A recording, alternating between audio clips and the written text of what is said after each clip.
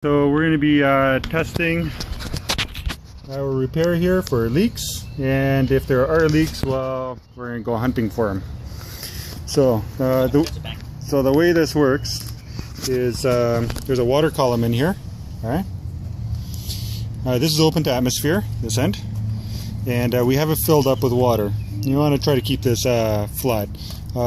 Somebody's already come up with this test. We just use this preset rig. So you fill this tube here, the U part, until the set line. Then we're going to turn on the fan. It's going to pressurize the tank that we're testing.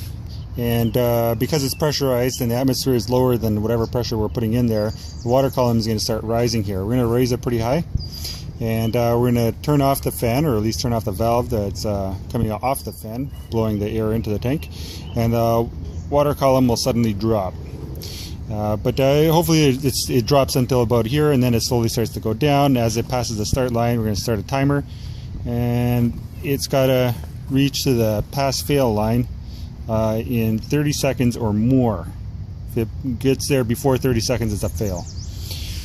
Okay, so let's get a drawing here and see what this actually looks like.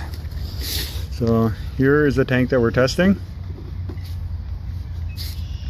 Here's our fan. Coming off the fan, we have a tube that plugged into the tank that we're testing. There is a shut-off valve here. There's a T-fitting that comes off, and it goes to our tester. So there's the U, water. There's your set, there's your pass-fail line, and this is the start line over here. Okay, so what we'll do is we'll fire this up, open up the valve slowly until we see the air pressure building up. We'll get it up pretty high. We don't want it up so high that the air bubble gets past the bottom. We don't want to shoot the water out of there. We want to keep it in there. And then when we're satisfied that we got enough air into this tank, then we'll slowly crank this shut. And once it's shut, we'll wait for that water column to pass the start line. Okay? So we got the test going here. We're pressurizing it. Slowly the air is getting turned off. And we're going to watch this bubble here. Our obviously leaking air. All we're interested in now is how long it takes. So it's 1, 2, 3, 4, 5, 6, 7, 8, 9, 10, 11, 12. Yeah, about 15 seconds to fail. Okay, so obviously there's leaks. Now we're going to go hunting for the leaks. Let's fire this back up.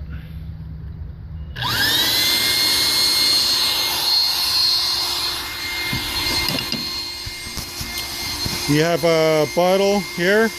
So we put in like 2 pumps of soap, dish soap, and warm water. Now we're going to spray it around and see if we can find that leak.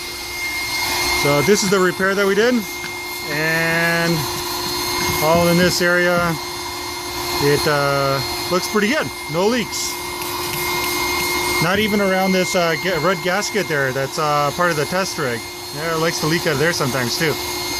All right, let's take a look at some of these other repairs. Okay, so let's check right there.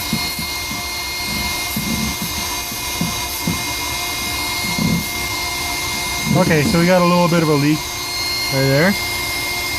There's a little bit of a leak. Bubbles growing. And so what we can do is we're gonna circle that.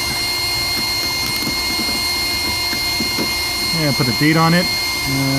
May 21. Alright. Take a look at somewhere else in this here. Oh, there's a juicy one right there. Right there. Yeah. Okay. Oh, another one. Okay, so these have to get chopped out and repaired. Again, date.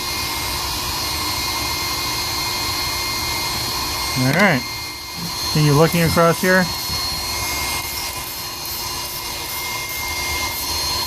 These are these screws here. They like to leak out of there too. So definitely gonna spray around and take a look. There are a couple other spots on this buoyancy tank. It likes to leak out of there too, but I can't hold the camera and spray at the same time, so you just take my word for it. It's important to know though that sometimes when you spray this stuff around, it's soapy water. The leak might not show up exactly immediately. Maybe the mix is wrong, whatever.